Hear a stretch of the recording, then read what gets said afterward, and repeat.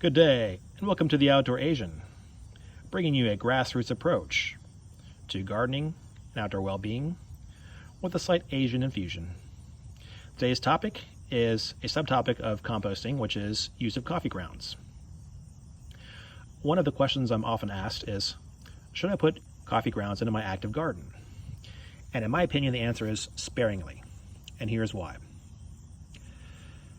Coffee grounds, when introduced to the soil and mixed in the soil, are generally broken down by bacteria and release nitrogen. And this is generally a slow release process. And depending upon the existing soil's composition, this could be good or bad. So here's why. If your lab results or your indicator analysis results for your soil show that it's generally low in nitrogen, then in this case it's beneficial to have additional nitrogen. However, if your existing garden soil is shown to have a greater concentration of nitrogen, then this could be consequential towards decision making for the plant. And here's why.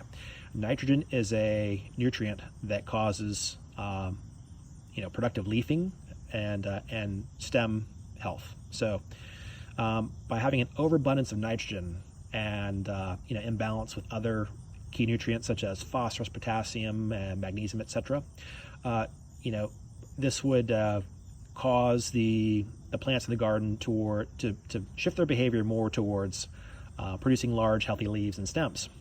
Now, if you're growing a garden that is, its purpose is to have, beautiful plants with long, large, healthy leaves, that works just fine. However, if you're trying to grow fruits and vegetables, this would be counterproductive. Another benefit for putting coffee grounds in the active garden is that the breakdown process of the bean in the soil is shown to also create some kind of a side product in the chemical reaction that inhibits certain kinds of growth of fungus. So another benefit for using it. However, again, caffeine is shown to actually inhibit the growth of certain kinds of crops. I want to say this is like asparagus, as well as certain kinds of grain, and also I think mustard varieties. However, caffeine and coffee grounds have been shown to increase the growth for other crops. So it's kind of 50-50 here in terms of cost benefit. In addition, coffee grounds will kind of temporarily lower the pH of the soil, which is okay as long as your crops favor slightly acidic soil. But this effect is mostly temporary, as constant watering and other weathering effects and other substances are introduced to your garden, which can restore the pH to a more balanced level. Now, second question I'm often asked is, should I put coffee grounds in the compost? And the answer is yes. And here's why. As we mentioned before, the breakdown process for certain kinds of beans results in a slow release of nitrogen. We want nitrogen in compost.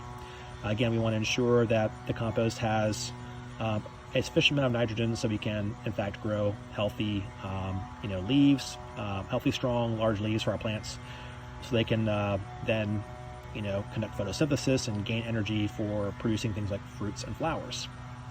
However, to ensure the balance of nitrogen and other key nutrients such as phosphorus and potassium and magnesium and calcium are added, we want to increase the balance of those things as well if we add coffee grounds to the compost bin. So how do we get there?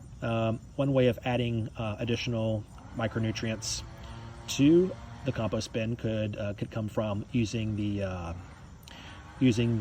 ash from your fireplace or from your fire pits, as well as taking banana peels and cutting them up and infusing them in water.